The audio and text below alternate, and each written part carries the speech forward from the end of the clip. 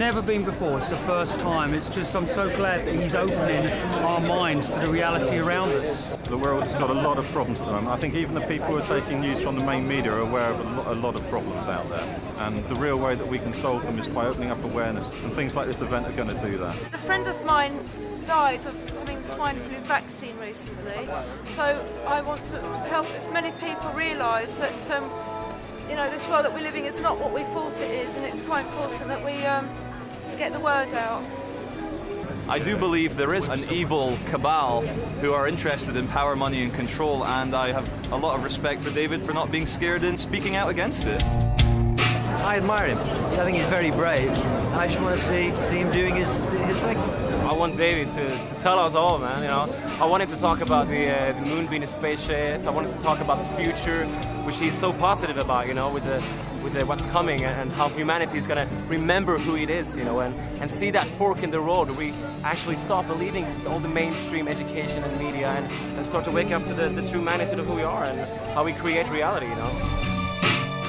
He's done a lot of quality research, and he's also applied a kind of philosophy to it as well. You can take it or leave it, but he's putting it out there for everyone, and he puts himself at risk of doing it, and we all owe him big time for that.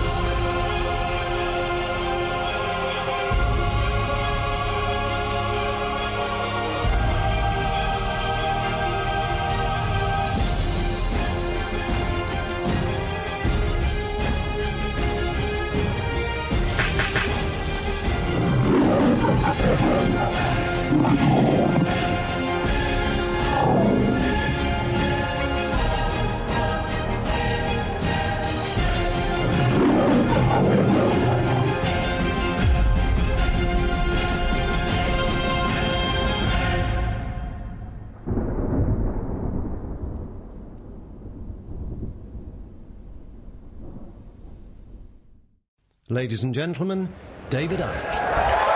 Thank you. Thank you. Thank you. Thank you.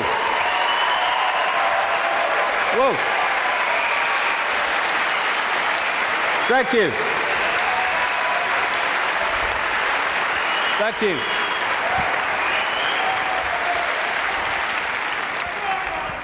Good turnout then. Crikey. I remember talking to people in telephone boxes once and having room to walk around all those years ago, but amazing things have happened since. My thanks first of all to the extraordinary Linda for putting this event on, and Sean and all the team.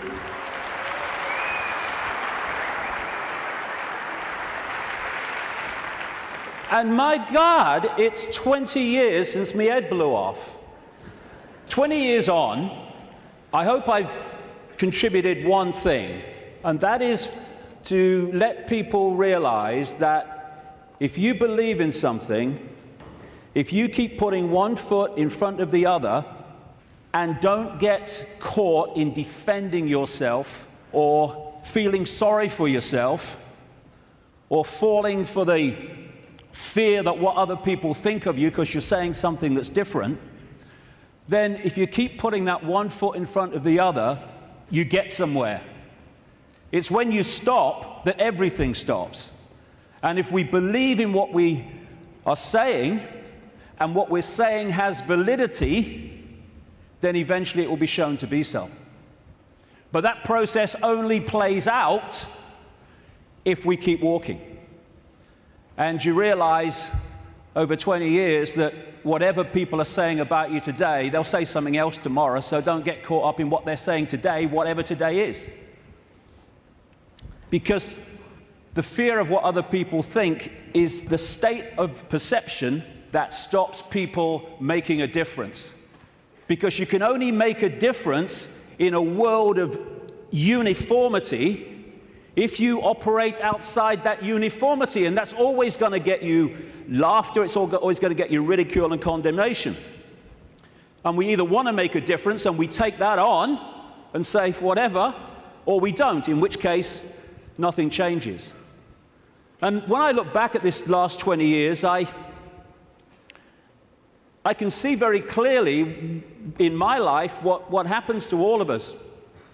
You come into the world, and then you go through a series of experiences, and they seem to be random. They don't seem to be connected. Well, this is happening now, and that's happening then, and this is happening today. But when you look back, you see how it's been a journey of connected, often fantastically synchronistic experiences that are leading us in a certain direction. If we choose to go.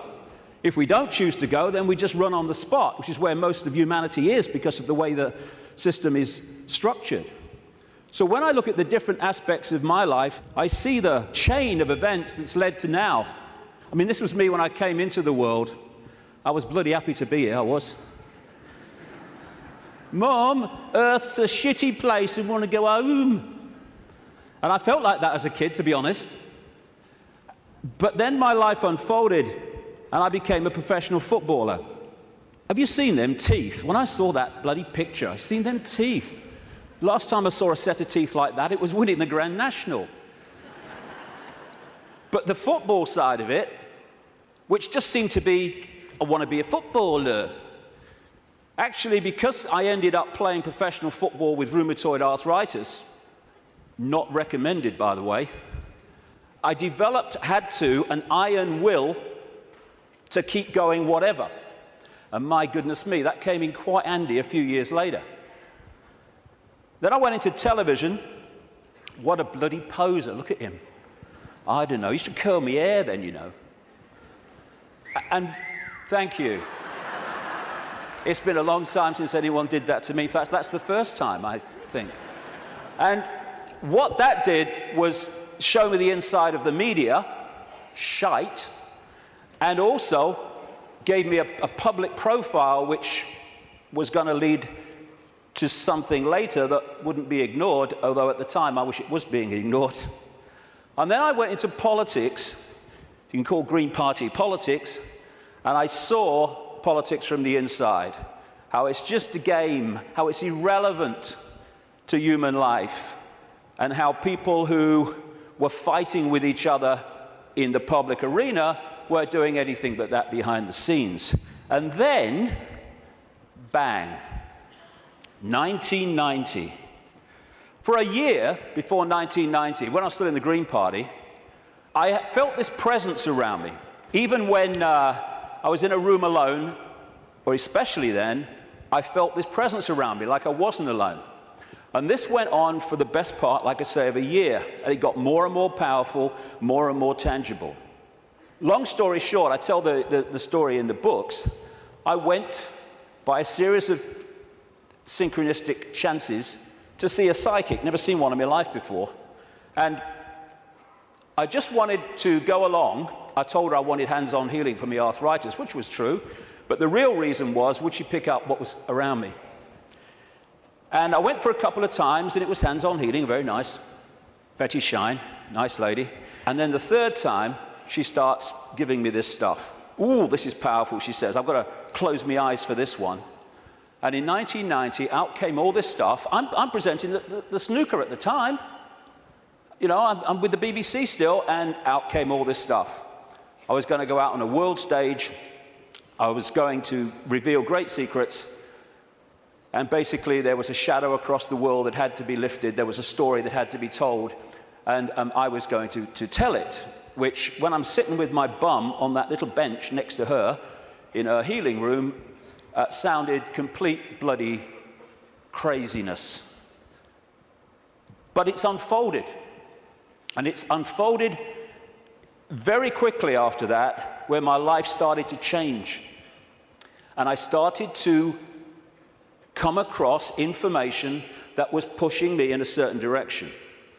And then in the same year, or just after the same year, 1991, I went to Peru just on a whim, on intuition, and ended up having extraordinary experiences on a mound in Peru, just down from where that is. This is Siyustani, not far from a place called Puno in southern Peru. Over just out the shot there, on this mound, when this energy was coming in the top of my head, and I was shaking like I was plugged in the mains for about the best part of an hour. And after that, everything changed. It was like a dam bursting in my head, and suddenly concepts, information, perceptions were pouring into my mind. And for about 3 months, if you'd have asked what planet I was on, I would definitely have had to check. And that 3 months was when all this unfolded, what I call my turquoise period. When it was like a computer where you push too many keys and it freezes and says, can't process this, thank you, I'm shutting down. And that's what happened to me basically in that 3 months. And then, after that time, everything morphed back. And people were coming up to me in the street after all the ridicule, they're saying, you're just like the bloke I used to know. I thought they said you got mad. Well, I may have looked like the bloke I used to know, but I wasn't. I was suddenly seeing the world in a completely different way, and I was asking the big questions. Who are we? Where are we? Why is the world as it is? And from that time, the puzzle pieces started to be handed to me in really synchronistic, amazingly synchronistic ways. One of the, if you like, psychic communications that came through Betty Shine said in 1990, sometimes he will say things and wonder where they came from. They will be our words. Another one said knowledge will be put into his mind, and at other times he will be led to knowledge. Well, all I can say after 20 years of experience since that time is that that famous advert in Britain, it does exactly what it says on the tin, is precisely what has unfolded since then. And that's how the information for all the books and everything has come. Another one was, arduous seeking is not necessary. The path is already mapped out. You only have to follow the clues. Again, it says, or it does what it says on the tin. Exactly that has happened. And it's this process of having insights and then 5 sense information, names, dates, places, documents, people coming to support that insight. That is what has been unfolding for 20 years. That's where the information has come from in the books. And it's been like some force has been handing me puzzle pieces in virtually the order easiest to understand them. And when you put the puzzle pieces together, the world looks very, very different when you connect the dots. Because what the system wants to do right across society is get people to focus on dots, individual dots, a religion, family, job, football team, whatever. There's nothing wrong with focus as long as you hold peripheral vision and you can see how your focus connects out into other things. That's not what the system wants. It wants that focus so you don't have peripheral vision. And as you're trying to go through the maze we call life, the control system has set up endless ways to divert us, confuse us, and to keep us from the understanding that would set us free. And that's what I want to talk about in the first section today. The idea is to keep humanity constantly bewildered, so we don't know where we are, who we are, what even reality is. But when you connect the dots, and so many of them, as we'll see today, have on the face of it no connection to some of the others, when you connect the dots, the light goes on, and suddenly the picture forms. And what I'm going to do today, I can't fill in endless detail to support what I'm saying. That's in the books. And that's what books are for. Because even in the long, long day that we've got today, and all the hours I'm going to be speaking, I need that time just to connect individual dots and show how they connect together. Because that will make the world we live in phenomenally different to the one that sold us from cradle to grave. The elephant in the living room appears when you connect the dots. When you connect enough, the elephant it's so blatant. But when the dots are unconnected, there's no elephant there because you can't see it. And that elephant in the living room is that there is a multi-level conspiracy, and it is multi-level, to enslave humanity in like a global concentration camp. The trick is to make sure the slaves don't realize they're slaves, so they don't do anything about their slavery. Although as this moves and moves towards its goal, that is becoming more obvious. When I first started on this journey 20 years ago, the first few years, all the information coming to me in the, like I say, incredible synchronicity of meeting people, seeing documents, coming across information, having experiences. That first few years were about what I call the 5 sense level of this conspiracy. The banking scams, the police state, the Orwellian surveillance, the big pharmaceutical cartel, attack on the human body and the human immune system, engineered wars. And then after a few years, I started to move through the synchronicity, just following the clues as it said at the start. I came across this reptilian connection to the families that are running our reality. And then the most important part, from about 2003, 2002, when the synchronicity started taking me in to the nature of reality itself. And until we understand at least the themes of what this illusion is, we can understand nothing else about the world as it is and the way that the control system works. And then, over the last year, that synchronicity and the puzzle pieces has taken me into, perhaps for many people, I understand it, the most extraordinary area, which is that the moon is not what we think it is. Now, can you imagine if you've come along today out of curiosity? We're a few minutes in, and your eyes are on... Bill, he just said reptile, he couldn't have done. He did, I heard him. Funny. Well, we're going to get into some strange stuff, especially in the second section. Well, the first section's strange. We really are lunatics for reasons that I'll come to. So we're now at this fork in the road where we can go down one track and we can experience freedom in a way that we've never even understood what freedom is. We go down the other one, the one that the control system wants, then we're heading for a Orwellian fascist global state. It's unfolding as I speak. That choice, that fork in the road, is to become conscious, because most of humanity isn't, because it's manipulated not to be, or the control system's route, which is just to become a clone, a computer terminal of a control system, a merciless control system. The choice is between this, not too far down the road if we allow it, and this. Go hard, isn't it? Which one? Ugh. Freedom on a level, like I say, that we can't even begin to imagine from the perception of awareness that we've had so far. We perceive just a fraction of what freedom is, even when we talk about freedom. And we can break out of this. We can break out of this maze, this vibrational prison that we've been encased in. But to do that, as I said at the start, we have to stop doing what has put us in there. And that is conforming to the world that we are told the world is. Stop being in the herd. Stop being in the box, because there is another way. And if we don't take another way, I'm not saying the other way, we live in all possibility, but if we don't take another way from the way we've taken this far, how can anything change? It can't.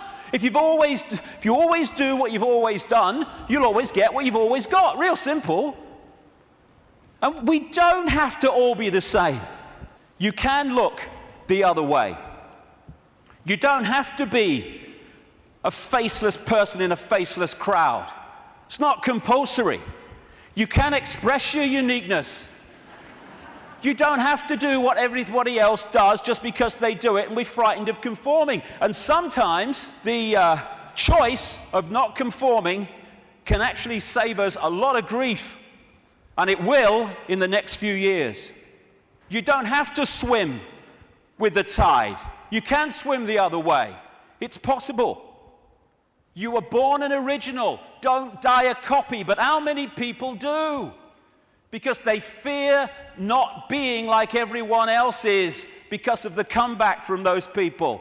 Truth does not change because it is or is not believed by the majority of the people. Everybody knows that, mate. Everyone knows that's rubbish. Well, I don't know it's rubbish. That's one less than everyone. We've made a start. As Gandhi said, even if you're in a minority of one, the truth is still the truth. The multitude is always wrong. My goodness, how history has confirmed that.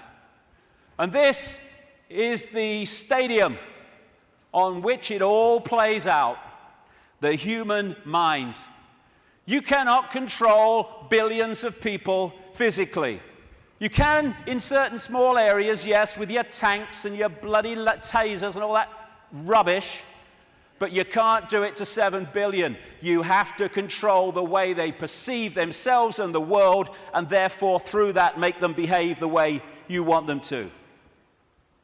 So if we're going to go down this route of freedom, first of all, we need to free our minds from the programming of a lifetime. Free our minds from the belief that what we're programmed to believe in schools is the truth about anything. It's not there to enlighten us. It's there to program us with a certain perception of reality which we carry through our lives, so we will be good little slaves based on who we think we are and what we think the world is. Free our minds from the diversions and the nonsense and, hey honey, she's after the car, quick. And while we're doing that, over here, the world is being orchestrated. Not for our benefit either. Free our minds from the belief that the mainstream media is interested in telling the people the truth of what's going on in the world. It's there to do the opposite. It's to tell us the version of reality the control system wants us to believe, so we will respond and react in the right way. Free our minds from the fake change people. I mean, crikey, is there a politician that's actually campaigning anymore that's not saying they stand for change? Change? Yes, I tell you what the change is. It's one guy claiming to be change, controlled by the same force that controlled the previous guy. Free our minds from the fake, fraudulent, false flag terrorist events created by the same control system that then tells you how the world must change to save us from the terrorism that they had covertly created. Free our minds from the front men for this control system, who are put up to frighten us into accepting changes in society, surveillance and control to save us from people who are front men for the very system that says, let me save you from him. Free our minds from the bullshit nonsense about human-caused global warming, which is nothing more than a way of introducing and justifying more and more controls and massive, massive increases in taxation, making fortunes for people like him. Free our minds from the idea that Big Pharma, the pharmaceutical industry, is in any way interested in human health. It's not about human health, it's about Big Pharma wealth and more. Free our minds from the four-letter word that controls the world, fear, that traps us in these vibrational boxes called fear.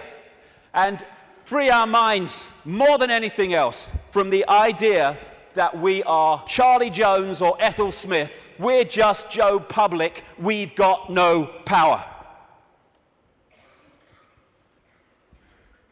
The choice is to become conscious, to realize that Ethel Smith is an experience, not who we are, and choose not to be what the control system is fast trying to create. Since I started writing about this, in some detail 15, 16, 17 years ago about the control system. It's gone from it's coming to daily experience. I think this is a symbolic picture myself. That plaque says, George Orwell lived here.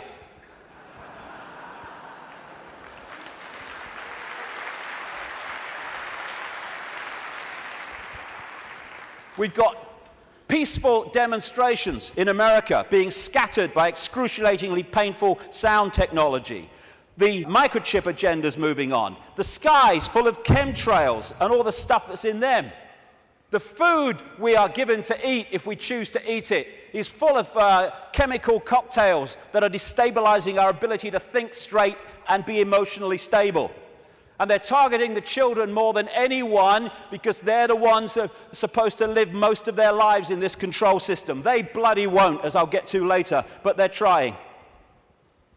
And yet so many people are still saying, well, it looks all right to me. Looks all right to me. To have your head in the sand, you have to be on your knees. The two go together. Ain't it great? Ain't it great to be free? So the idea is to enslave us while people think they're free. And this is a real important area that keeps us from focusing on this and acting on this. Wishful thinking. Wishful thinking that says, well, I don't want it to be true, so I'm going to kid myself it's not. And if I can do that, then I don't have to do anything. Here's an example of wishful thinking I came across. Wishful thinking that this threat will make any difference to their husband's drinking. That's wishful thinking. When I first saw that, I immediately ordered a large one, personally. But that's wishful thinking. I wish it were different. I wish things were different. Well, we all do, but they're not. They are as they are, and I find myself saying this all the time now. It is what it is. And if you accept what it is, you can change what it is. If you're in denial of it, you're not going to change it because you're kidding yourself it doesn't exist. This control system is coming in. It's coming in fast at the moment, and we have to get it from talking about it to doing something about it. And it's crept up on us step by step. While we're watching the game shows and celebrity world and sport and stuff. Nothing wrong with any of those things. But if you're there and you've not got the peripheral vision, they will keep you from seeing what's going on. And now the future is here. It's not sometime never. The future is here. And we've got to go from that to that pretty damn quick. And we can and we will. In many, many ways. As Martin Luther King said, the ultimate measure of a man is not where he stands in moments of comfort and convenience, but where he stands at times of challenge and controversy. And we are at a time of challenge and controversy, and we'll see what we're bloody made of, frankly. But the great news is, and I'm going to get into this big time in the last section, this is a time of fantastic awakening. Like I say, when I started on this journey consciously anyway, 20 years ago, the number of people that were in any way interested in this information, whether it's the nature of reality or the control system and its agenda, was tiny, tiny, tiny. It was a lonely road. Not anymore. A phenomenal awakenings happening all over the world as people start to expand their minds and open their minds to another possibility, to another world, to another sense of self. And what comes with that awakening, indeed what triggers it in so many ways, is when we decide to ask the big questions. Because only then can we get the big answers. Like, who are we? Where are we? What is reality? And that's what I'm going to focus on in this first section, because unless we at least understand the themes of what reality is, we cannot possibly understand what's happening in the world and how the control system really works and how deep the rabbit hole goes. Establishment science, education, media, that's what it does. I mean, have you seen these politicians in Britain now? You've got Clegg in the Liberal Party, Liberal Democrats. You've got Cameron in the Conservatives, you're going to probably have one of the Miliband's, maybe David Miliband, leader of the other major party, and they're all standing on the same sodding postage stamp, all three of them. Same background, same basic perception of the world and politics, and that's exactly the same with science, education, and media. They all stand on this same postage stamp, and anyone wants to step off it and explore in other areas, stop him! Stop him! Ridicule, condemnation, stop his funding. And people say, well, if what you're saying is true, science would tell us. Yeah, okay. Like the media would tell us, right? Yeah, okay. What the control system doesn't want us to know is that this reality, in terms of its physicality, the one we think we're experiencing now, is an illusion. There is no physicality. There is no out there. Everything I'm looking at now out there is going on in here. I'll come to how that works. It is so simple. As the great American comedian Bill Hicks said,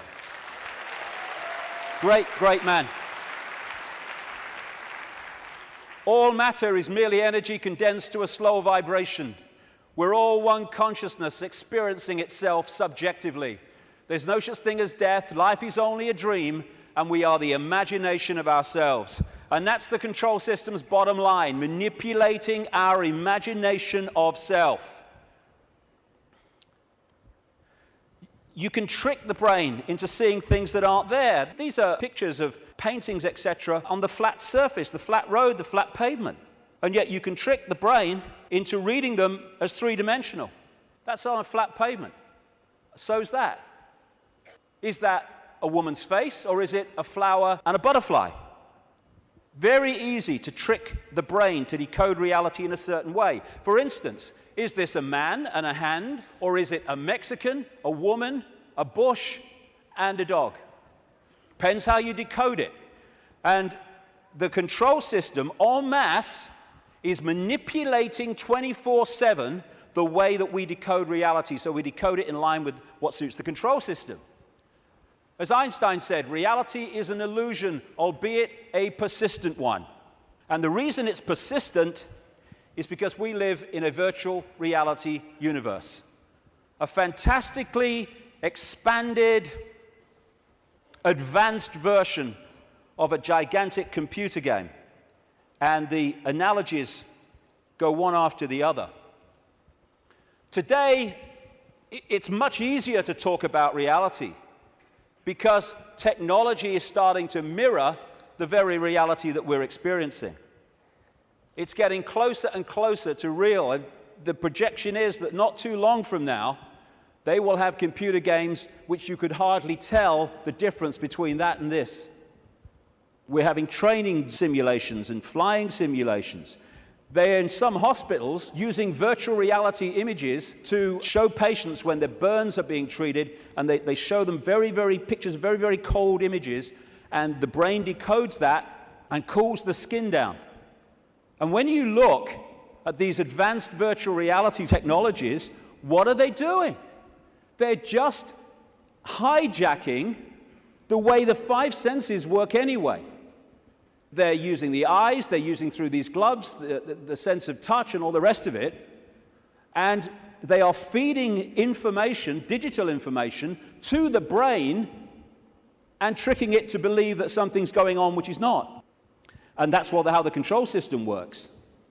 And we have what I call the body computer, the biological body computer. Biological, by that I mean it has the ability not just to react to data, but to assess that data and make decisions on it, which is what the immune system is doing all now as we speak. I'm not standing here, you're not sitting there saying, okay, problem with the right leg, go down there a bit on the left. No, it's just doing it because it's thinking. It's a biological computer system. By the way, this image here was taken the split second that someone told this guy that Barack Obama had won the Nobel Peace Prize. That's how I reacted anyway. And the base foundation of this virtual reality is actually waveform, vibrating energy. And within waveforms, as scientists will tell you, fantastic amounts of information can be stored. And that's what the base information construct of this reality is. It's information in wave form. And what I'm going to call that through the day is the metaphysical universe. When I talk about the metaphysical universe, I mean the waveform level of this universe before it becomes this. What happens is the waveform information construct is decoded through the body computer into the world that we think we are experiencing. It's all going on in here. And it's like, as I'll come to in a second, it's almost a mirror, though much more advanced, of the wireless internet, where you can get a computer and you can pull the wireless internet, the World Wide Web, a whole collective reality out of the unseen to appear on a screen anywhere in the world. And so as we decode vibrational information through to electrical information, which is sent to the brain, and the brain decodes that into the world that we think we are experiencing. This is the metaphysical universe. Through the body computer, it becomes the world that we experience as outside of us. The five senses, which of course, as I say, virtual reality computer games lock into, that's how they work, they change vibrational information into electrical information, which goes to the brain to be decoded into what is holographic information. I'll come to that. So this is absolutely right, this scene from The Matrix, where the Neo character says, this isn't real, and Morpheus says, what is real? How do you define real? If you're talking about what you can feel, what you can smell, taste, and see, then real is simply electrical signals interpreted by your brain. That's all it is. And imagine if you can manipulate the way the brain interprets reality, because you know how reality works and the population doesn't, because you bloody well keep it from them systematically. The five senses are a decoding system. The most obvious one, of course, is sound. That's a vibration, comes to the ear, message to the brain, brain hears the sound. There is no sound until we've decoded it as so. Sound is just a vibration until we've decoded it. Sound exists in here. Same with taste. Electrical signals to the brain decodes it. This is how you can, through stage hypnotists, etc., get someone to eat a potato but taste an apple. Because you implant the belief here that it's an apple, and so the electrical signal with the potato code goes there, and it doesn't read it like that, it reads it as an apple. Even on that basic level, think of the potential for manipulating the way we see reality individually and collectively. And different parts of the brain, like with smell, are specifically there in the body computer to decode those senses. Same with touch. Exactly the same. Even movement. There is no movement until we've decoded that movement. There are conditions of the brain, which some people have, where they don't decode movement. So often they don't even see it. They'll see a car in the distance, the next thing, whoa, it's gone. Nothing in the middle. They see someone pouring a cup of tea, and all they see is a static arc of tea. It's all an illusion. It's a computer game. A very, very sophisticated one. I love that. Crikey, talk about having a laugh. Hey, Ethel, come and see who's in the telly. Don't you mean on the telly? No. Stage hypnotists are playing with this system all the time, like I say. And there are some other hypnotists I made earlier. These don't know they're hypnotists, most of them anyway. But that's what they're doing. They are all the time giving us a sense of reality, a belief in what is real. And if the brain takes on that belief system, it then starts reading reality in line with that belief, and it becomes a self-fulfilling reality. So we live in the equivalent, as I'll keep saying, a very, very advanced equivalent of the holographic internet, the World Wide Web. If you say to people, tell me about the internet, they say, yeah, well, it's graphics and websites and words and colors and the pictures. Yes, it is. But the only place that exists in that form, the internet, is on the screen. Everywhere else, it's electrical circuits, etc., etc. You say, tell me about television. They'll say, well, it's moving pictures on a screen. Yes, it is. But the only place that television exists in that form is on the screen. Everywhere else, it's electrical circuits and, in some cases still, many cases still, broadcast frequencies.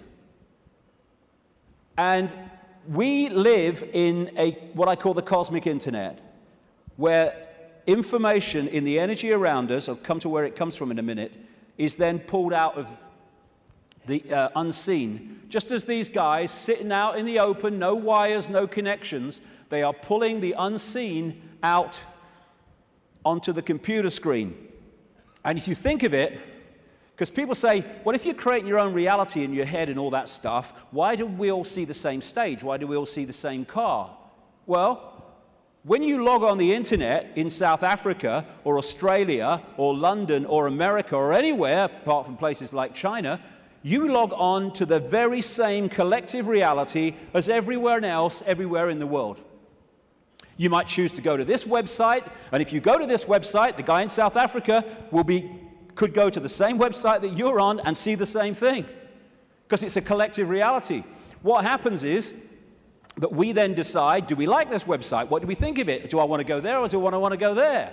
That's how we put our individual spin on it. It's the same when you look out the window and you see the same car going past. But I might like the car, someone else might not like the car. But it's the same collective reality.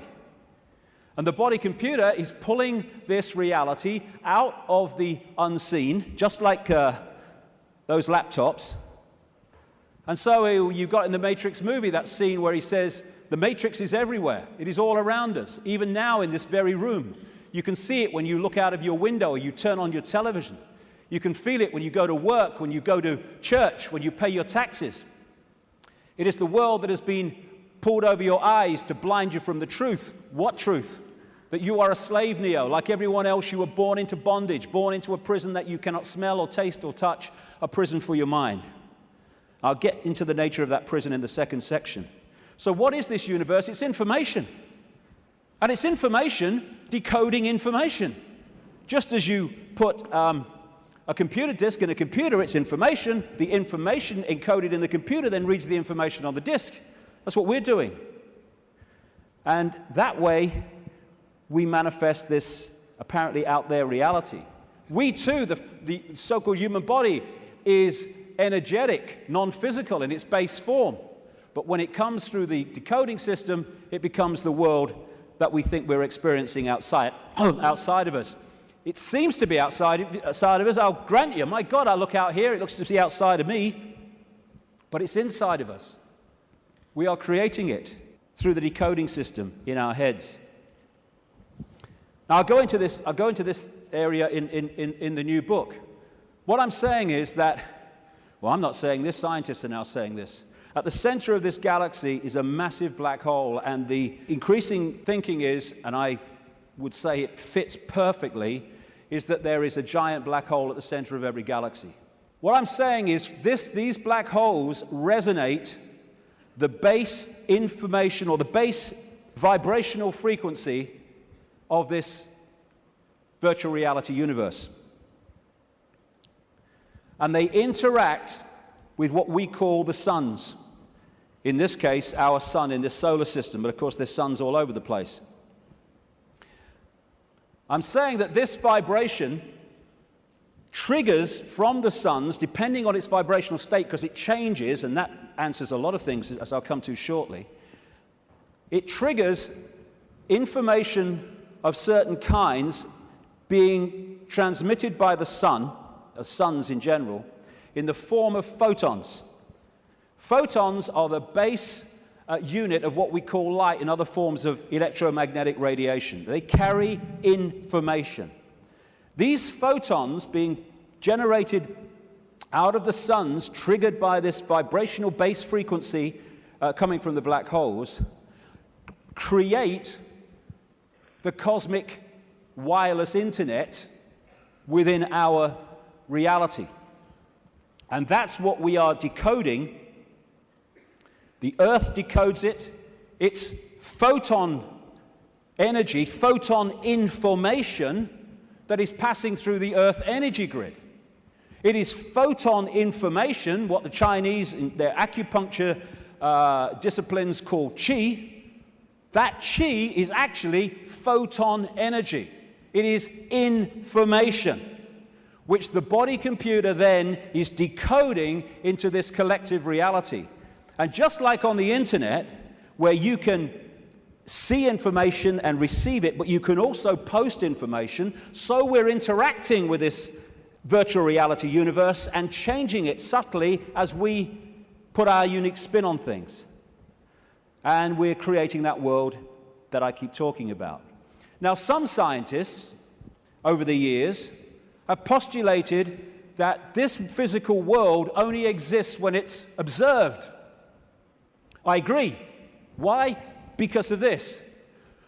When you put a computer disk into a computer, it does not read all the information on the disk at the same time. It reads that part that it is observing, whatever that laser's hitting at the time. All the other stuff is still in information form. It's not been transferred to the screen as pictures, etc. And we do the same.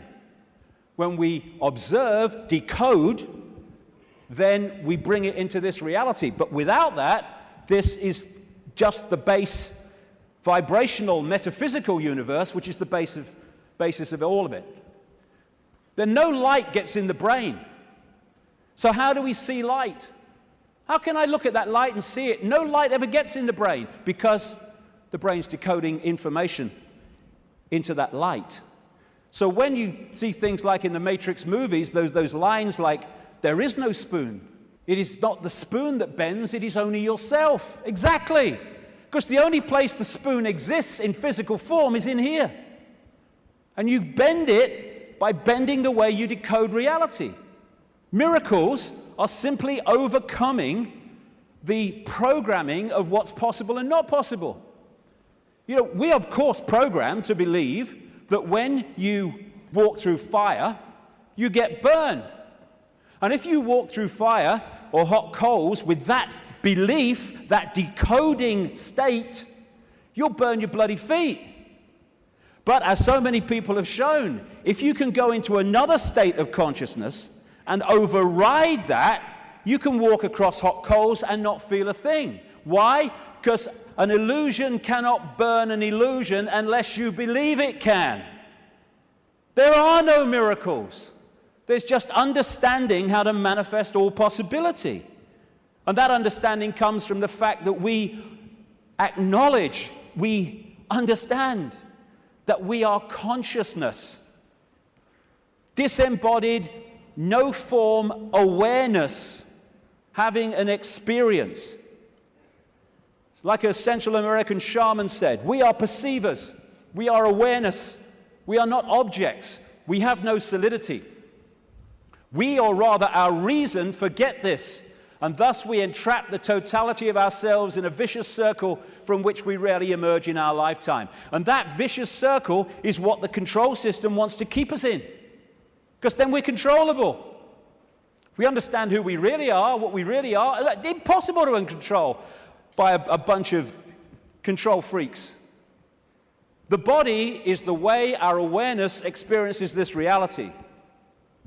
If I want to interact with this reality, which is a frequency range, I have to have an outer shell, we all do, that vibrates within this frequency range, because our consciousness is vibrating much too quickly. It's like Radio 1 trying to make connection to Radio 2. They're on different wavelengths, never going to happen.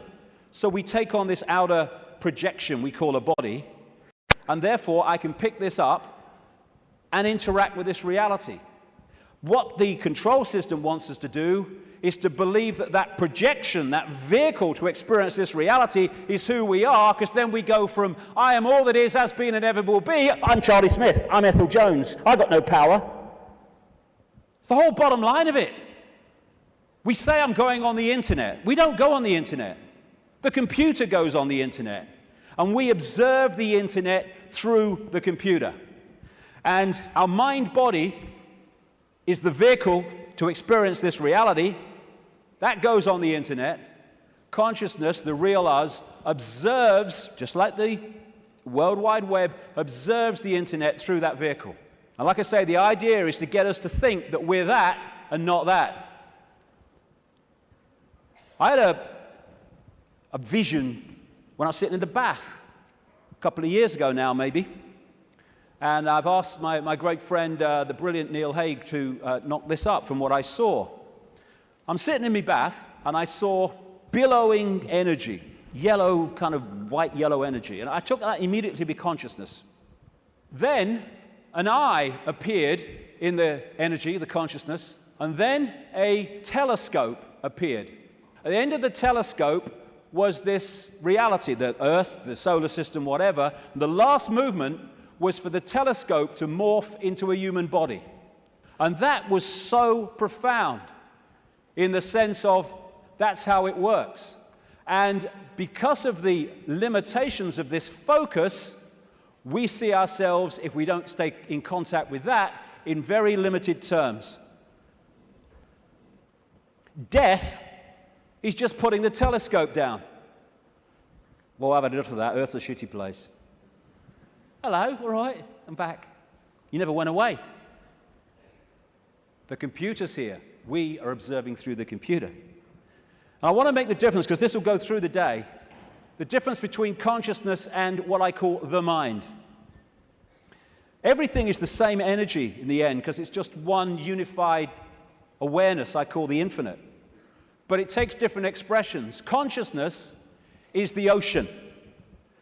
All possibility, all that is, all awareness. And the mind is like a frozen, denser expression of that, and therefore has great, great limitations in terms of awareness and perception compared with that. And one of the reasons is to interact with this reality, which is much denser than consciousness, we have to have a denser conduit, which we call the mind-body.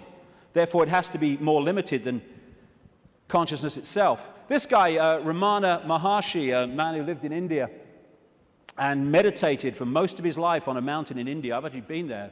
Nice place. He said, mind is consciousness which is put on limitations. You are originally unlimited and perfect. Later, you take on limitations and become the mind. Or as Einstein put it, a human being is a part of the whole called by us universe, a part limited in time and space. He experiences himself, his thoughts, his feeling, as something separated from the rest, a kind of optical delusion of his consciousness. And that optical delusion comes from looking through the lens, the telescope. And what it does, and I keep saying the control system is structured exactly to do this, it puts us in a false identity. One that doesn't think all possibility, it thinks limitation, I can't, that's not possible. And if you want to control people en masse, you want them in that mode. I'm not David Icke. David Icke's my experience. It's a name for the experience I'm having at the moment. I am all consciousness, all awareness. All that is, has been, and ever will be, and so is everyone else in this room, everyone else in all the realities of this infinite world that we live in. We are all possibility, and that's our base state. I don't care who you are, what you've done in your life, what regrets you have, how successful you've been. Your base state is all possibility. And I've only taken psychoactive drugs once, well, 1.5 times. The main one was in Peru when I took something called ayahuasca in 2003. And for 5 hours, I had this voice, as loud as mine is now, took a female form, talking to me about the illusory nature of reality. And when I came back out to Britain, it happened in the Brazilian rainforest, I started following up names, dates, places type information, what I was told. And it was extraordinarily accurate. It's amazing that mainstream science has sussed most of this, but doesn't realize it as, because all the disciplines don't talk to each other. When you connect the dots, you realize they've already established that this is an illusion. But that doesn't go down well because it's too close to the truth. And how I experienced that state beyond this world, beyond vibration, was as stillness and silence. And that's what all possibility is, the stillness and the silence. There was a great line that voice said to me when it was explaining the nature of reality. It said, if it vibrates, it's illusion. If it vibrates, it's illusion, because our core level is stillness and silence. I experienced that. Amazing feeling.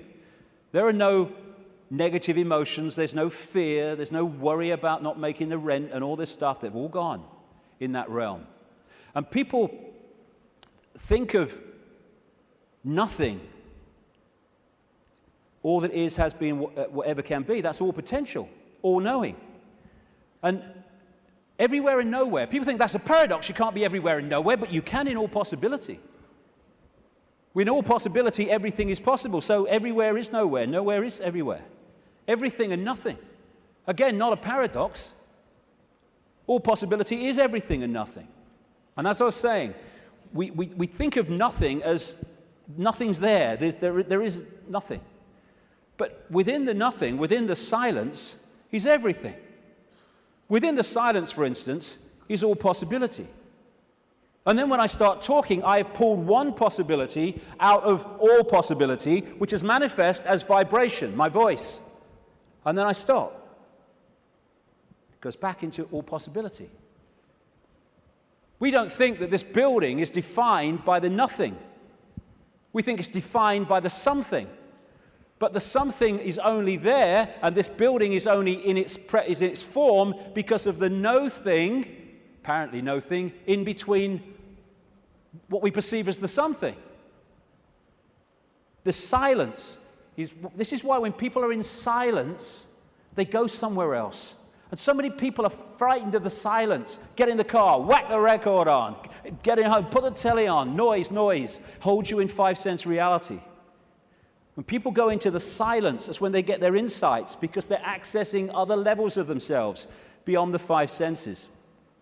So out of the no thing comes the realm of form. This is something called cymatics. If you go on the internet, you can see it, videos of it, like YouTube. What they do is they put particles on a metal plate and they play sound across it. And it's incredible. It just forms into these amazing geometrical shapes just because of the sound. And when the sound stops, boom, it all goes back to all over the place. And then the sound changes and another form comes in. And these worlds of form, frequencies, vibrating frequencies, are created in this way, out of all possibility. And there are endless, infinite realms with different so-called laws of physics, different challenges, different experiences, all vibrating at different speeds and therefore able to share the same space. All of these different realms are sharing the same space that I'm sharing now, just as all the radio and television stations broadcasting to this city are sharing the space that I'm sharing now and the space that they're sharing with each other. So we live in a frequency range, and that frequency range is dictated by the range of frequencies that our body computers can decode. And it is extraordinarily tiny. We're virtually blind in terms of what exists. The vast majority of this universe is what scientists call dark energy or dark matter. And they call it dark not because it's pitch black, but because we cannot decode it. Therefore, it is not in our realm of experience. We have to work it out by its impact on things that we can see. And the electromagnetic spectrum is 0.005% of what is projected to exist in this universe. And visible light, which is the only frequency range that we can decode, is a fraction of the 0.005%. So this is it. Visible light. This is our world. And we look out and we think we can see everything. But we can't. We can see what we can decode.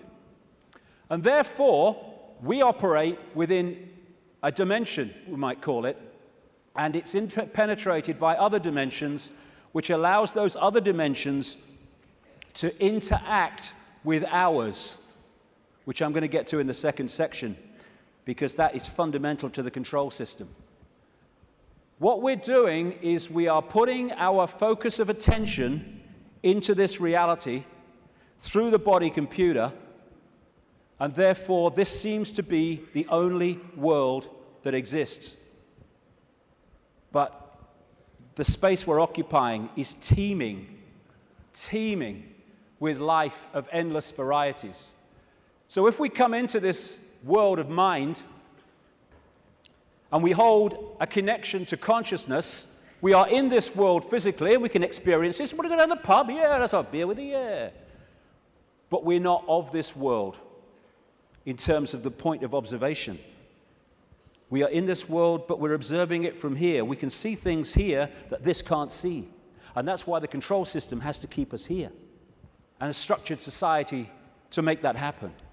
To keep us in bewilderment by being only able to decode and experience reality through the five senses. And once you are in the five senses, and you're not getting inspiration, insight, intuitive knowing from higher levels of your consciousness, where do you look to get a fix on who you are, where you are, and the world you're living in?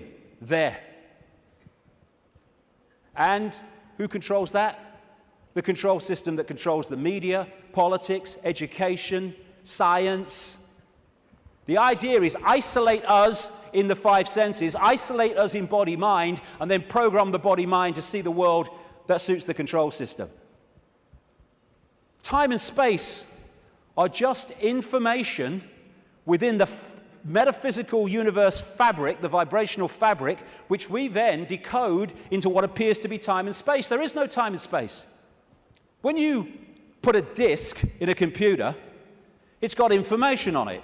You put it in the computer reads it. On the screen, you see time and space, or what appears to be time and space. But all it is information on the disk being read by the computer and being put on the screen. That's what we are doing all the time. Time's an illusion. And my goodness me, if we fall for that, then we totally get encompassed by time, that time exists. You can say it's 1 o'clock, I've got to meet someone at 1 o'clock, so you're there at the same time, and synchronize that. But all along, you know that it's just a construct. It's not part of you this time. Because no time is where consciousness operates.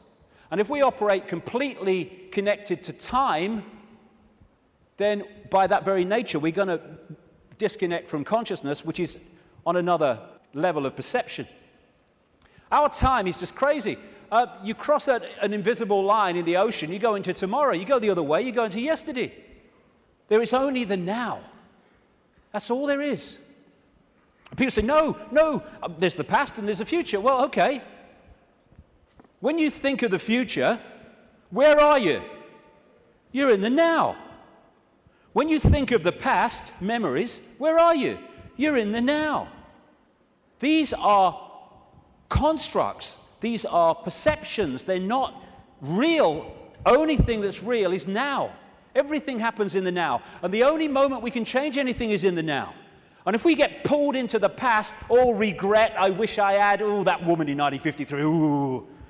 Or we get pulled into the future, oh my God, what's going to happen? Oh, yeah, outcome, oh, what if? Then we're getting pulled out of the only time that exists, and therefore our power to change things, to impact on now is diluted. And we are absolutely dominated by time. What's the time? Oh my God, is that the time? Oh my goodness, what's going to happen? Are you going to get time? Oh, I'm late. And yet, the now is the only thing that exists, and time, like space, is a perception. It is part of the construction of reading. You could see time in a way like a disc, like a DVD.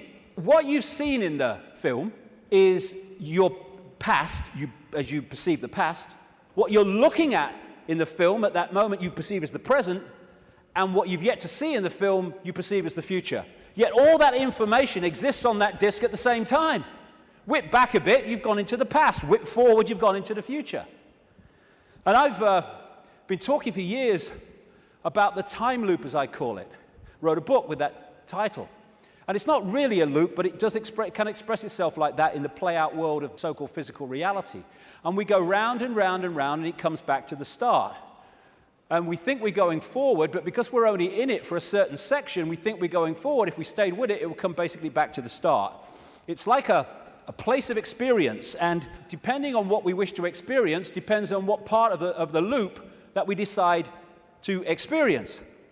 Because, as I said earlier, this vibration, and by the way, this vibration coming out of the black holes vibrates in the now. It doesn't move through time. It carries the encoded information that we decode as time, but it vibrates in the now. But it doesn't vibrate just the same forever. It goes through a cycle, a vibrational cycle, changes. And as it changes, it elicits different information from the suns, which we then decode.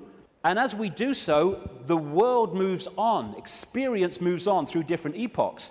You look at the ancients around the world, and they invariably see time as cyclical.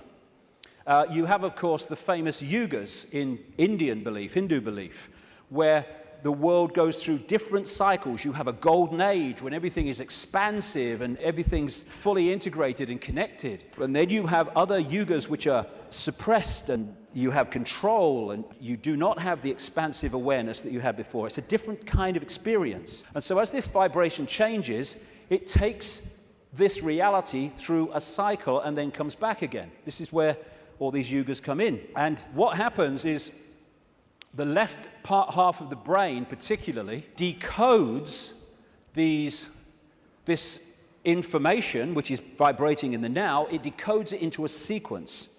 It's what some brain scientists call the left brain a serial processor. And it's this sequence that it puts the information in that appears to be the passage of time from past to future.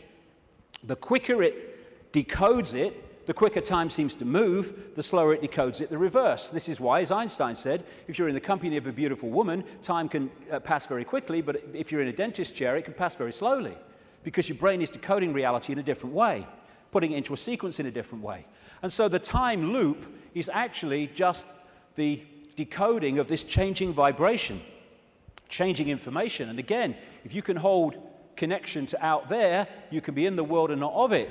If you're not, you're literally caught in the loop, and that's where most people have been for a very long time. Now, as I say, the body is a biological computer, and I'll get through this part pretty quickly because I've been through this before in talks and stuff, but it's very important to keep connecting the dots. So, the body computer is our vehicle to experience this virtual reality, consciousness to experience it. It's like, you want to go to experience another planet, you need an outer shell. As I said earlier, we need an outer shell vibrating within the frequency of this reality. And this is what makes racism so ludicrous, so insane, such a confirmation of ignorance. Because it's just a vehicle to experience this reality. And racism is the final confirmation that you are caught in five-sense reality and have not a clue of the nature of what we all are, racist and non-racist, and that is consciousness. Humans, we think we're humans. We're human. Humans are like a software program. We're not human. We're experiencing being a human. We are consciousness having that experience. As this article in the San Francisco Chronicle said, DNA is a universal software code. From bacteria to humans, the basic instructions for life are written with the same language. And there are four codes, A, C, G, and T, or in my case, G and T, G and T, G and T. I like that one. It's in my DNA. And how these codes are in relation to each other decides if the outer shell is a human, a mouse, a virus, anything. And it very much connects into those green codes on the computer screens in the Matrix movies. And the body computer, biological computer, has the ability to think and assess for itself, ticks every box when you go through it. The reason they're now talking about connecting the brain to desktop computers is because they are connecting two computers. One far more, infinitely more advanced, yes, but two computers. That's how it's possible. When the computer won't work, won't turn on, won't process, we say the computer's dead. You drop a computer from a top floor, it will smash and it will be dead. You drop a human computer, it will smash and be dead. Because that's all that happens at death. The computer dies. We don't bloody die. There is no death. We're consciousness, infinite consciousness. The computer goes into sleep mode just to tick over. We go into sleep mode just to tick over. We have antivirus technology in computers to seek out the viruses that are a danger to the computer's systems and what you might call health. We have a phenomenal antivirus system we call the human immune system, which does exactly the same. And when you have a virus system and a new virus comes up, they have to update it because it can't work out how to stop it, because it's not been programmed to. This is updated by reacting and then integrating that so that the next time that comes, it can deal with it. This is an enhanced photograph taken at the Necker Hospital in Paris when they put tracer dye into the acupuncture points and then photographed it. And the tracer dye went through these lines of energy in the body, the chi, the photons. And when you look at it, it's just like a motherboard. And interestingly, when this chi is passing around too slowly or too quickly, the body is ill in some way. And what acupuncture is about is using the needles and other techniques to balance out that flow of energy. And what happens when the information is passing around a desktop computer in less than optimal speed? You say, my bloody computer's slow today, and often it's slow because it has a virus. The brain is the central processing unit of the computer, which in a desktop is a microchip. It's the main processor of information. The DNA is the hard drive, and it's not just the DNA we see physically, because even DNA is just the decoded version of an energy field. We have an energy counterpart, which we call the human aura. What we call cultures. I'm this culture. I'm a black South African. I'm a Hindu or whatever. These are different sub-softwares of the human software. This guy, William Sheridan, was in a New York hospital waiting for a heart transplant, and he joined an art therapy course. He was about as good as I am, and I'm a terrible, terrible artist. And this is what he was drawing. After his heart transplant, suddenly he went back on the art therapy course and started drawing much more sophisticated pictures. As a result of agreeing to promote organ donation, he managed to meet the donor's mother. He asked her the obvious question, did your son have an interest in art? And she said he wanted art materials rather than toys from the age of 18 months. He was crazy about art.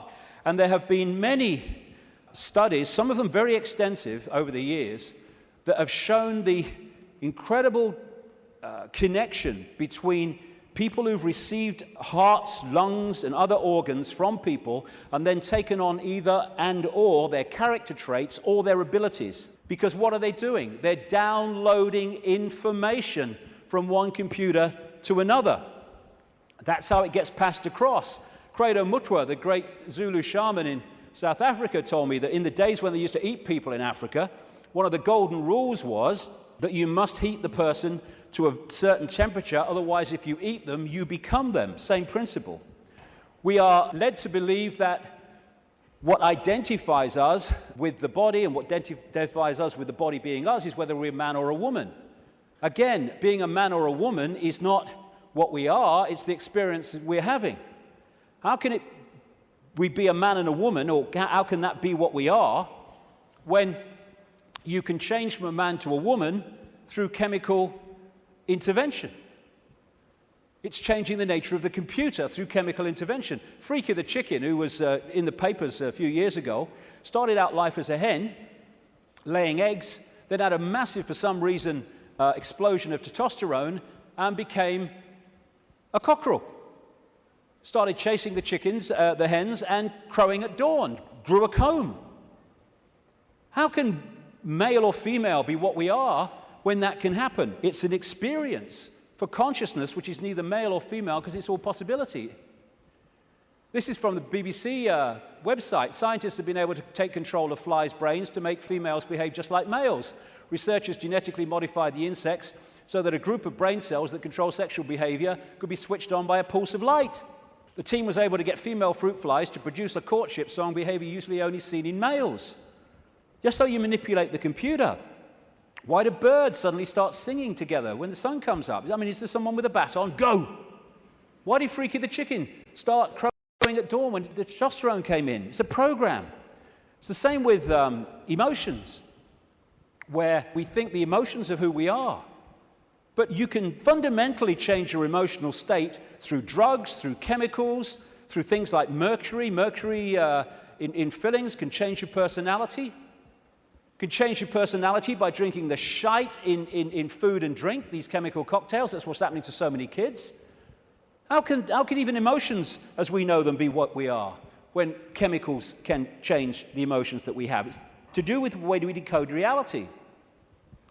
And we are receiver-transmitters of information. Like we're taking from the worldwide cosmic web and we're adding to it. And how interesting and appropriate that one of the great ways or great means of receiving and transmitting is through crystals, quartz crystals. And it turns out the human body is a gigantic liquid quartz crystal. The membrane of every cell, and we have trillions of them, is a quartz crystal, a liquid crystal. The Earth is a gigantic crystal. Every grain of sand, for goodness sake, is a crystal. And the Earth, too, is receiving and transmitting information within this cosmic web. DNA is a receiver-transmitter of information, and it's made that way. This is an article on DNA. From the characteristic form of this giant molecule, a wound double helix, the DNA represents an ideal electromagnetic antenna. On one hand, it is elongated and thus a blade which can take up very well electrical pulses. On the other hand, seen from above, it has the form of a ring and thus is a very magnetical antenna. We are receiving and transmitting all the time through what we think is the body computer. And the energetic auric field connects into us through what we call chakra points, from a word, Sanskrit word meaning wheels of light.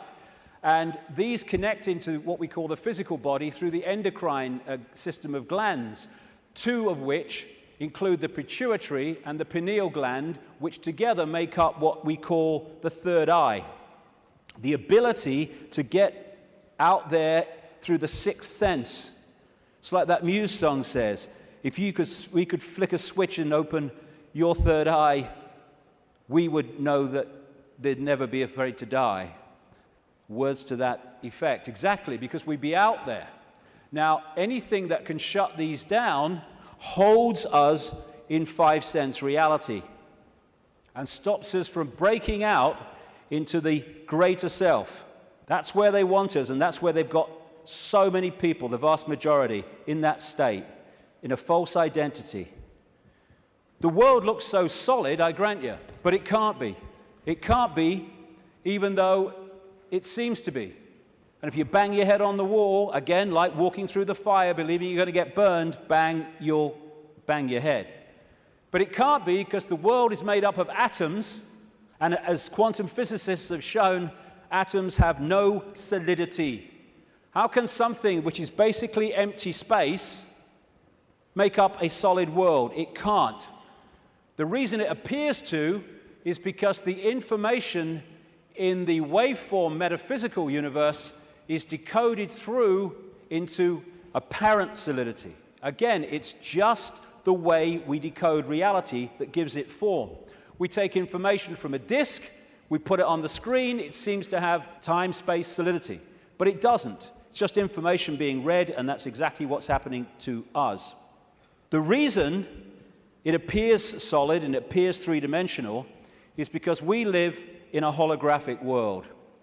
We see holograms, you can buy them in the shops, where they appear to be three-dimensional, but actually they're not. It's just the illusion of the way they're made. And how they make them is they have a laser, part of it goes across the object they want to photograph, another part goes directly onto a photographic plate, and then the part that's passed across the object goes onto that plate, and they collide. Those two parts of the laser collide, and they create, here we go, a wave form. We call it in holographics an interference pattern. It's like dropping two pebbles in a pond, and then the waves they create collide, and that is a waveform representation of where those pebbles fell, how heavy they were, how high they fell from, etc., how big they were, etc. And this is what the waveform, again, looks like on a holographic print. It's information. It seems to be nothing. It looks like a fingerprint, appropriately, actually. But what is it? But you fire a laser at that, and suddenly a three-dimensional, and the best of them, a very solid-looking image comes up. This is how we create our reality. It's holographic. This guy is in an Australian city, I think it was Melbourne, but he was projected as a hologram onto a stage in Adelaide. This is one that CNN did. So we are creating a holographic version of this information, just like a hologram does in our heads. That's where it comes from. It's this construct. And how funny, I've been saying this for years, and then I come across this very, very mainstream New Scientist magazine in January now 2009, and its front page, you are a hologram projected from the edge of the universe. You don't need to go through great swathes of academia. In fact, it's often the worst thing that can happen, because it puts you in the box on the postage stamp, often, to understand reality. You just have to access that which is all around us, containing that knowledge. And then you have the question, how can something be a waveform and a particle at the same time, which is what quantum physics has found and gone, what? How can that be? Very simple. When you're creating a hologram, the waveform doesn't disappear when the hologram projects itself. They both exist at the same time, the information construct and the decoded holographic form. The particle and the waveform exist at the same time. It's so bloody simple. People think it's so complex. One of the great things about a hologram is that every part of the hologram is a smaller version of the whole. So if you cut a holographic print into four and put a laser onto the four pieces, you don't get a quarter-size version of the whole picture, or a quarter-size part of the whole picture. You get a quarter-size version of the entire picture. And because of that, this is why these things happen. This is why reflexologists can find points on the hand and the feet and elsewhere that relate to different organs and parts of the body. This is how acupuncture can do it, and reflexology with the points on the ear. Do something here, it affects the heart. Do something here, it affects the liver. Because it's a hologram, and it must be like that, because every part of the hologram is a smaller part of the whole. Holographic blood, this book by an American physician called Harvey Biggleton, I went to see. He has found holographic images in the blood. And I looked through one of his really powerful microscopes, and as he increased it and increased it and increased it, my blood went from blood as you would perceive it to quartz crystal when you got it to the most powerful level. That's what we are, crystals. So because we live in a holographic reality where everything is a smaller version of the whole, that's where we get the theme of as above, so below. That's why the human energy field is mirrored by the Earth energy field. Because we are a smaller part of the Earth hologram, and the Earth hologram is a smaller part of the greater hologram. And on one level, this reality is digital. And they're creating now, and this is extremely relevant to what I've been saying, they're creating now digital holograms that operate in a slightly different way to the holograms we've had before. And some of these digital holograms, that's one, are being used at promotions to sell products and stuff. And people are frightened to walk through the hologram because it looks so solid. And that's what this is, digital holograms. Digital holograms is the reality that we're experiencing in what I call the play-out world. And this is why numerology works. Numerology can predict things and it can make things happen because it is working on this digital level of reality. Computers work on binary systems of on-off electrical charges, just symbolized as 1 and 0. They're now starting to develop trinary computers with a third number. And the human brain works how? On binary and trinary on-off, etc. electrical charges. And of course the A, C, G, and T codes of the DNA all connect into this. So while in the Matrix movies we saw the projection of beyond the physical world, it was a digital world, so is ours. That's exactly what it is. And like I say, scientists are not sussing any of this stuff in terms of the mainstream because they focus on their own discipline, their own individual dot, and they don't connect the dots, and therefore they can't see the picture. I watched a program the other day. It was a mainstream science program, and it asked the question for at least an hour. I think it was an hour. What's the biggest number? And they were going in these bloody numbers that went on and on and on and on, disappearing up there, trying to work it out. Well, I'll tell you the biggest number. That's the biggest number, infinity. There is no biggest number. There is only all possibility. And numbers are the digital level of this reality. And because of that, numbers represent vibrational states. As a result of that, you can manipulate reality through numbers and numerology, because you're manipulating that level of the decoded construct. So what does all this mean? We live a false identity. We think we're humans when we're consciousness. We're multi-leveled awareness, not just the body, consciousness.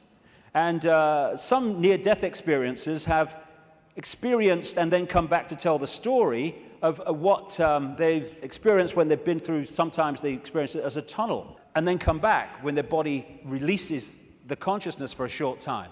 And this is one that encapsulates all of it.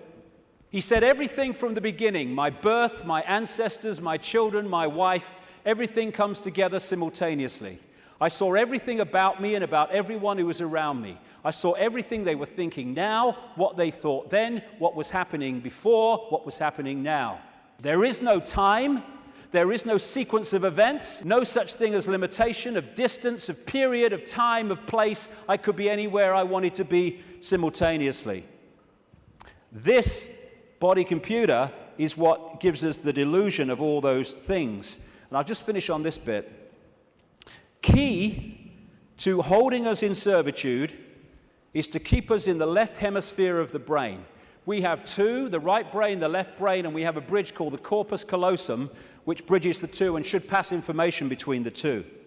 And the right brain, they are very, very different states of being. The right brain is the out there, the creative, the connection with all that is. The left brain is what deals in numbers, in language, in sequence, and puts everything in hierarchical structures and all the rest of it. And what the system wants, it wants us in there. Because when we're in there and not in there, we are there. And the whole system is structured to put us there. The education system, everything. I found this, different functions of the right and left brain. What the right brain wants to do is say the color. What the left brain wants to do, language, it wants to say the word. And it's interesting when you try to go through these and say the color, how difficult it is for many people to say the color instead of the word, to say green instead of what the left brain wants, which is yellow. And the functions of the two are massively different. This lady, a brain scientist, neuroanatomist called Jill Bolte Taylor, became well known when she had a stroke in the 1990s, I think it was. And she had a stroke in the left brain and stayed awake for most of it, and therefore experienced what was happening. First of all, she got onto an exercise bike trying to overcome how she was feeling, and she looked down at her hands, because this left brain decoding system's now not working, and was not decoding reality as it normally did. She looked down, and she saw not hands, she saw claws. As this went on, she could no longer see a division between her and anything else. Everything just joined as one infinite field of energy consciousness. And she said it was just bliss. Nirvana, she called it. When she tries eventually, the left brain eventually kicks in and says, you've got to get help, she tries to call work, a colleague, to help her out. Took her 45 minutes, I think she said, a long time, trying to go through these business cards to find the number, because when she looked at them, she couldn't see numbers and words anymore, because this wasn't decoding reality as it should. She could see pixels. She was seeing this reality one step back in its digital pixel state. Eventually, through following the squiggles, she says, she managed to ring the number. And when the guy, he must have said something on the other end, like, hello, all she heard, she said, when he picked the phone up was, woof, woof, woof, woof. And then she said, I tried to say to him, hey, this is Jill, I'm in trouble. And all she heard herself say was, woof, woof, woof, woof. Because the vibration was not being decoded by the left brain, the language part, into words that we can understand. And what the system wants to do is to put these firewalls up, called education, science, politics, media, peer pressure, to keep the right brain out of it. And this is fundamental, because these things are all part of the defense mechanism, keeping us in left brain reality and out of right brain infinity. Now, some people, they call them autistic savants, like this man, Stephen Wiltshire. They access the right brain potential in ways that other people don't. And this is why they're capable of fantastic achievements. This guy, Stephen Wiltshire, was taken up in a helicopter over London by the BBC for half an hour with nothing except his eyes, and then came down and drew London from the air with incredible accuracy. Why? Because he was accessing that infinite potential that left brain people, most of people in the world, don't. This guy, Daniel Tammet, another autistic savant, has again achieved incredible things, because he was challenged once to learn Icelandic in a week, and it's an incredibly difficult language to learn. I mean, none of the media were using on their news reading, were using the real name of that volcano in Iceland, were they? Because they could bloody pronounce it. This guy went back on television a week later speaking Icelandic. And his Icelandic teacher said, he's not human. Yes, he is. It's the human that we once were and will be again. When this suppression of our potential and our infinite possibility is brought to an end, and this shite stops.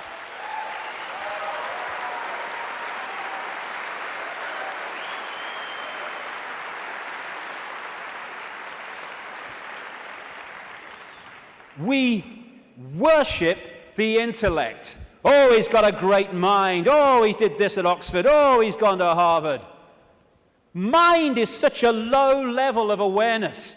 It's supposed to be a vehicle for experiencing this reality, a servant of consciousness. It's become our master. It's become something to worship, and that's the isolated intellect. That's the isolated intellect. And so we reach a point. This fork in the road is, are we going to be consciousness or mind? Are we going to be all that is or little me? It's not really free your mind, it's free yourself from mind. That's why society is structured to completely engross us and swamp us in things to occupy our mind. Open your mind. Become all that is. Infinite love is the only truth. Everything else is illusion. What is infinite love? All possibility. Infinite possibility.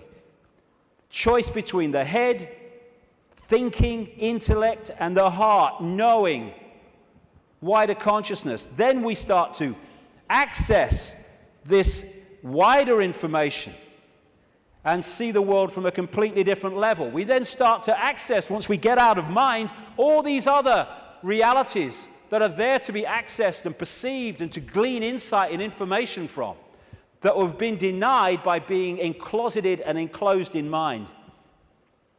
As William Blake said, if the doors of perception were cleansed, everything would appear to man as it is, infinite. The control system's game is not to have that cleanse happen. René Descartes, the French mathematician and philosopher, defining who we are, said, "I think, therefore I am." I would update that on the body computer level and say, "I compute, therefore I am." But beyond that, in the realms of consciousness, it is simply "I am, therefore I am." I am all that is, has been, and ever will be. And this multi-leveled conspiracy is there to keep that knowledge from us, to hold us in little me mental states, so a tiny few can control billions. Without this knowledge, we cannot understand the conspiracy and how it works.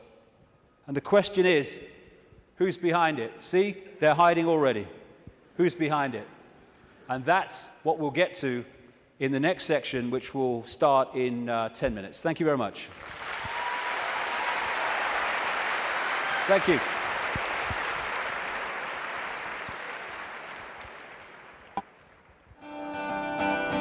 Love will set you free.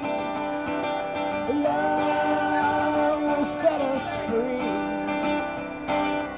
Love will set you free. 'Cause they can't manipulate peace and harmony. It's a spiritual revolution. It's a spiritual revolution. It's a spiritual revolution. It's a spiritual revolution. It's a spiritual revolution.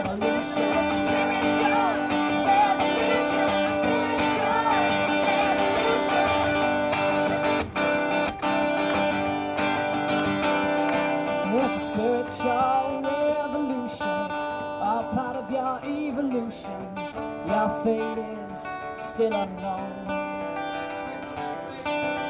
So wake up, my friends. The future now depends on you. So please lead us home.